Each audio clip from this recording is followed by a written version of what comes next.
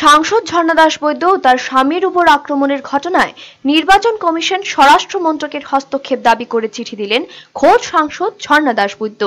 ঘটনার পূর্ণাঙ্গ বিবরণ জানিয়ে দেশের মুখ্য নির্বাচন কমিশনের সুনীল আরোরাকে চিঠি দিলেন সাংসদ ঝর্ণা দাস বৈদ্য। এছাড়া কেন্দ্রীয় স্বরাষ্ট্রমন্ত্রী রাজনাথ সিং, মুখ্যমন্ত্রী বিপ্লব কুমার দেব, রাজ্যের মুখ্য নির্বাচনী আধিকারিক শ্রীরাম তরুণীকান্ত, রাজ্য পুলিশের মহানির্দেশক একে শুক্লাকেও পৃথক চিঠি দিয়েছেন। চিঠিতে সাংসদ লিখেছেন, গত 14 মার্চ তিনি এবং তার স্বামী হাপানিয়ায় বিজেপি কর্মীদের হাতে আক্রান্ত হয়েছেন। তার স্বামী কৌশিক বৈদ্য এখন হাসপাতালে চিকিৎসাধীন। চিঠিতে তিনি আরো জানান, ক্ষমতার পালাবদলের পর তার বাড়িতে 4 বার আক্রমণ করা হয়েছে। বিজেপি বিধায়ক রামপ্রসাদ পালের নির্দেশে বিজেপি কর্মীরা এই আক্রমণ সংগঠিত করেছে। থানায় মামলা হলেও একজন দুষ্কৃতীও ধরা পড়েনি। উল্টে অভিযোগ প্রত্যাহারের জন্য হুমকি দেওয়া হচ্ছে।